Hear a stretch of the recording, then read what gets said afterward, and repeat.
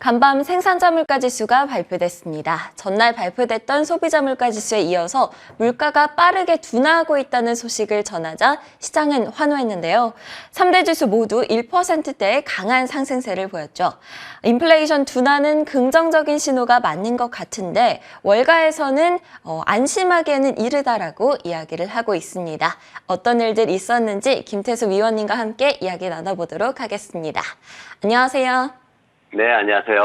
네, 인플레이션 둔화, 일단 긍정적인 소식인 것 같아요.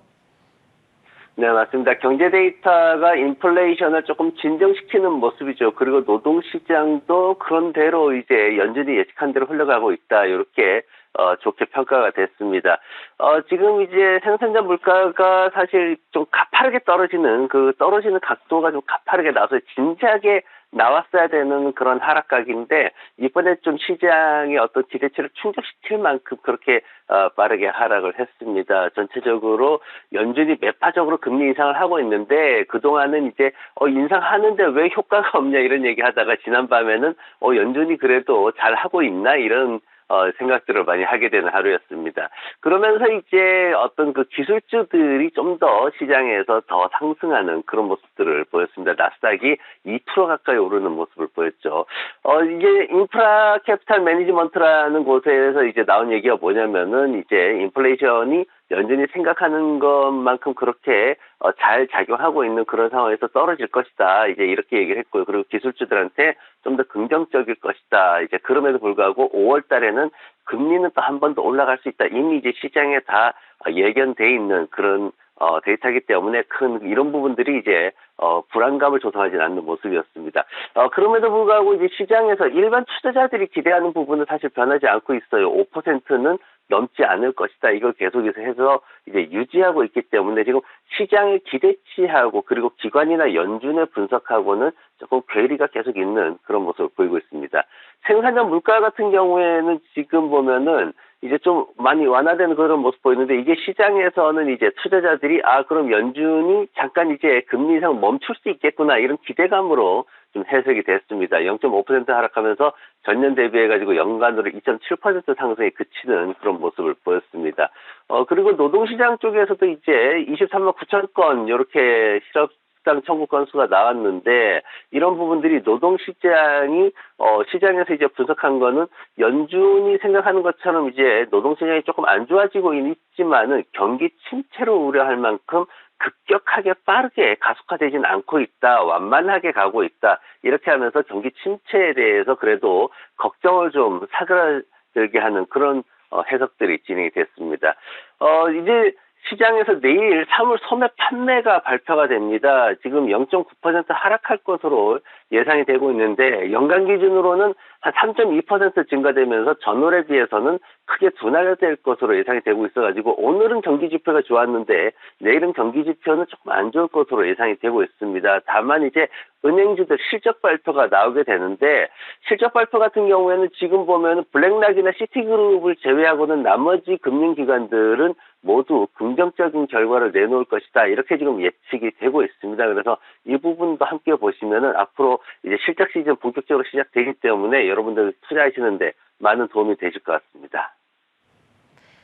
경기 침체 우려, 이 부분은 계속해서 체크해야 될 포인트이고요. 오늘 밤 발표되는 은행주들 실적도 확인해 주시기 바랍니다. 종목별 이슈들도 확인을 해보겠습니다. 파이퍼 샌들러에서 인터넷 기업들에 대해서 낙관적인 의견을 내놓았다고 하는데요. 해당 소식부터 확인해 볼까요? 네, 파이프 샌들러에서 장기 전망에 대해서 기술주들이 굉장히 실적이 좋다 이렇게 내놨습니다. 그러면서 이제 내놨던 종목이 이제 메타라든가 아니면 아마존 그리고 구글, 알파벳이죠. 뭐 핀터레스트라든가 이런 회사들을 이제 비중 확대로 추천하는 매수하라고 이제 추천하는 그런 보고서를 내놨습니다. 조금 보면 이제 메타 같은 경우에는 지금 $250까지 한 $35 정도 더 높여서 이제 목표가를 제시를 했습니다. 그리고 아마존 같은 경우에도 한 123달러 정도로 이제 목표가를 제시를 했고요. 전체적으로 보면 이제 비용 절감 노력이 수익 개선으로 나타날 것이다. 이렇게 전체적인 흐름을 잡고 있습니다. 아마존 같은 경우에는 지금 이제 아마존 웹 서비스가 조금 단기 역풍을 맞고 있다라는 얘기가 있습니다. 하지만 그럼에도 불구하고 이런 어떤 문제들을 잘 해결을 해 나갈 것이다라는 장기적으로는 긍정적인 전망이 좀 더 이렇게 지배하고 있는 상황이고, 웹 서비스 같은 경우에도 좀 단기 역풍이 있을 거다라고 하지만 그래도 어쨌든 지난해 29%나 성장을 했기 때문에 올해도 그래도 어렵지만은 성장을 지속할 수 있을 것이다. 그렇게 긍정적으로 좀 해석이 됐습니다. 그리고 알파벳 같은 경우에는 이제 알파벳의 그 독점금지 소송이 있어요. 근데 이 부분에 대해서 이제 기각해 달라고 이제 그 메타가 이제 참여하고 있는 소송이 있습니다. 그래서 이런 여러 이제 법무부나 이런 쪽에다가 신청할 것으로 그렇게 발표가 돼가지고 이런 부분들이 좀 긍정적으로 주가를 끌어올렸습니다. 넷플릭스 같은 경우에는 사실 요즘 좀 주목을 많이 받고 있어요. 근데 주가가 오르는 거에 비해서 지금 골드만삭스 같은 경우에는 매도하라는 얘기를 하고 있습니다. 단기적으로 좀 주가가 올라와 있다라는 측면도 있고, 그 외에 보면은 이제 여러 가지 뭐 넷플릭스 같은 경쟁 체계에 있는 것에 대해서 조금 약하다라는 그런 해석도 하고 있습니다. 다만 반대되는 측면에서 웰스파고 같은 경우에는 오히려 더 성장할 수 있다, 더 낙관적이다, 이렇게 또 평가를 하고 있어서 서로 엇갈리는 그런 모습들이 보이고 있습니다. 테슬라가 이제 지난밤에 좀 올랐는데 가격 인하에 대한 부분들이 계속해서 얘기가 나오고 있어요. 추가적으로 더 인하를 하는 쪽으로 지금 시장에서 기대를 하고 있는데, 수익이 과연 어떻게 나올지, 이번에 지금 1분기 수익 예상되고 있는 게 전년 동기 대비해서 20센트 정도 하락할 것으로 그렇게 예상이 되고 있기 때문에 이 부분, 가격이 인하되는 부분하고 수익이 줄어드는 부분하고 이 부분을 어떻게 투자자들이 해석을 할 수 있을지, 거기에 지금 관심이 집중이 되고 있습니다. 그리고 소매 판매 지표 앞두고 제가 할리 데이비슨이라는 오토바이 브랜드를 소개를 해드리는데, 이 오토바이 브랜드가 지금 1분기에 어떤 그 소매 판매 관련된 그런 부분들이 많이 줄어들 수 있다라는 예측으로 인해 가지고 할리 데이비슨 같은 그런 소비주들이 주가가 좀 하락하는 모습을 보였습니다. 오늘 차트 애플 가지고 왔습니다. 애플 지금 170달러를 앞두고 조금 조정받으면서 지난밤에 다시 장대 양봉 하나 크게 만들어냈는데, 지난밤에 나온 얘기가 이제 태국 쪽으로 생산시설 이전하는 거 고려하고 있다. 지금 중국에서 워낙 말이 많죠. 그러다 보니까 태국으로 아예 옮겨버리는 걸 얘기를 하고 있고, 또 하나는 뭐냐면은 이제 중국 의존도를 낮추면서 여러 가지 글로벌한 그런 생산시설을 지금 구축을 하고 있는데, 그 중에서도 인도 쪽으로 지금 옮기는 부분도 또 주목이 됐습니다. 인도 쪽에서 지금 한 70억 달러 정도 지금 아이폰 생산하고 있는 상황인데, 에어팟이라든가 아니면 이어폰 같은 경우에도 인도 쪽에서 생산을 하기 위해서 지금 애플이 열심히 작업 중인 것으로 그렇게 보고가 됐습니다. 그래서 블룸버그 측에서도 이런 부분들을 굉장히 긍정적으로 평가를 해서 지난밤에도 주가가 또다시 상승하는 모습을 보였습니다. 중국 의존도를 낮추기 위한 각 기업들의 노력들이 이어지고 있는 가운데 애플 역시도 중국에서 다른 국가들로 생산시설을 이전하려는 움직임 보이고 있다는 점 짚어주셨습니다. 종목별 흐름들도 확인해 보도록 하겠습니다. 대부분의 섹터가 상승하면서 장을 마쳤습니다. 기술, 커뮤니케이션, 그리고 임의소비재 섹터가 각각 2%씩 상승했는데요. 특히 인플레이션 둔화 소식에 빅테크주들의 흐름이 좋았습니다. 마이크로소프트와 애플이 각각 2%, 3%씩 상승했고요. 구글이 2.67%, 아마존이 4.67%, 테슬라가 3% 가까이 상승했습니다. 오늘 살펴볼 종목으로는 캐터필러 가져오셨어요. 그 이유가 뭘까요? 네, 캐터필러는 아시다시피 이제 그 공사 현장이나 이런 데 있는 중장비를 만드는 회사입니다. 이제 이 중장비 회사가 이제 그 최근에 이제 실적 시즌 앞두고 조금 주목을 받고 있는 그런 모습을 보이고 있습니다. 지금 지난밤에 주가는 기술주들이 주도하면서 상승을 했지만, 이제 기술주들 주가가 조금 부담스러운 영역에 있다 보니까 이제 다른 쪽으로 많이 눈을 돌리는 모습을 보이고 있습니다. 전체적으로 지금 시장 인플레이션 압력이라든가 공급망이 여전히 부진한 이런 상황에서 이제 이 캐터필러 같은 경우에는 8분기나 연속해서 매출과 순이익을 성장시키는 모습을 보이고 있습니다. 수익이 개선되는 그런 부분뿐만 아니라 비용도 통제를 하면서 이런 부분들이 더 큰 경쟁력을 가져다 주고 있는데 제품이나 서비스가 회사의 어떤 지속적인 투자로 인해서 더 성장할 수 있게끔 만들어주는 그런 모습을 보이고 있습니다.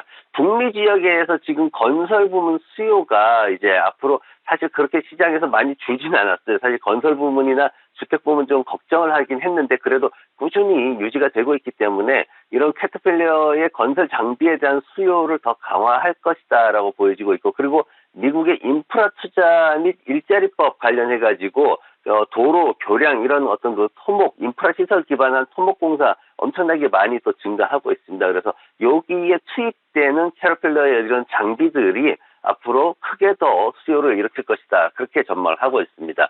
이 회사의 지금 순이익 실적 발표, 1분기 실적 발표를 지금 앞두고 있는데 4월 27일 날 발표를 앞두고 있습니다. 지난해 같은 경우에 수익이 4분기에 한 43% 정도 성장하는 모습을 보여서 굉장히 크게 성장을 했습니다. 그러면서 이제 이번에 3불 74센트 정도 수익을 올릴 것으로 예상을 하고 있는데 이것도 전년 동기 대비해서 한 30% 가까이 올라가는 그런 상황이기 때문에 굉장히 기대감이 크게 형성되어 있고 매출 같은 경우에도 한 10% 가까이 성장할 것으로 그렇게 전망이 되어 있습니다. 올해 전체로 봤을 때 2023년 전체로 봤을 때 주당 15달러 67센트 정도의 순이익을 예상을 하고 637억 달러 정도의 매출을 예상을 하고 있는데 전년 대비해서 약 13% 그리고 매출은 7% 정도의 성장을 또 기록할 것으로 기대를 하고 있어가지고 이런 부분들이 이제 크게 주목을 받고 있고 그리고 4월 24일 기준으로 해가지고 종가 기준으로 해서 이제 주주 멤버의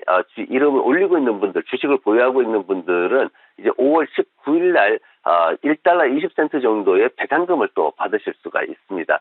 그리고 이 회사의 지금 재무 구조를 잠깐 보면은 4분기 연속해서 기대치 상회하는 모습을 보이고 있죠. 굉장히 긍정적인 모습을 보이고 있습니다. 그리고 이미 2019년도의 실적을 초과 달성하는 매출과 순이익을 초과 달성하는 모습을 볼 수가 있고 기관들 의견 같은 경우에도 매수 의견을 계속해서 꾸준히 유지하고 있는 상황에서 매도 의견이 이제 4월 들어서 사라졌습니다. 그리고 시장의 평균 목표가는 247달러 정도이고 최대한 306달러까지도 바라보고 있는 기관들도 있습니다. 차트 보시면은 지난 이제 한 30개월씩 이렇게 움직이는 주기를 우리가 볼 수가 있습니다. 팬데믹 동안에 상승하면서 그 이후에 좀 장기간 이렇게 조정을 거치는 모습을 볼 수가 있고 조정도 어느 정도 마무리돼 가고 있는 그런 모습을 볼 수가 있습니다. 최근에 이제 기술주 상승하면서 조금 소외받는 그런 모습도 있었고 수익 실현 물량 출현하면서 가격 조정 조금 생기는 그런 모습 볼 수 있었습니다. 지금 상황에서 190달러까지 하락했을 때 매수가 가장 이상적으로 들어갈 수가 있는데 장기적인 관점에서 보게 되면은 현재 200달러 초반 정도로만 내려와도 나쁘지 않은 그런 매수 구간을 볼 수가 있습니다. 앞으로 이제 러시아 전쟁이 종료된다라거나 이런 이슈가 생긴다거나 그 외에도 본격적으로 하반기에 미국 정부에서 이제 재무부를 통해 가지고 인프라 투자를 더 확대하는 이런 사업이 진행이 된다면은 그때 이제 수혜를 본격적으로 받을 것으로 그렇게 기대가 되고 있고 1차적으로 목표가는 265달러 구간까지 보시면 될 수 있고 그리고 손절매는 매수 후에 마이너스 7% 정도 잡으시면 적절하게 그리고 편안하게 투자를 하실 수 있을 것 같습니다. 주목해볼 만한 종목으로 캐터필러 꼽아주셨는데요. 꾸준한 실적 성장세를 보이고 있는 기업입니다. 최근에는 가격 조정을 받기도 했었는데요. 190달러 혹은 장기적인 관점에서 200달러를 매수 구간으로 잡고 265달러를 목표가로 잡으면서 대응해 보도록 하겠습니다. 지금까지 김태수 위원님과 함께했습니다. 오늘도 좋은 말씀 감사합니다. 네, 고맙습니다.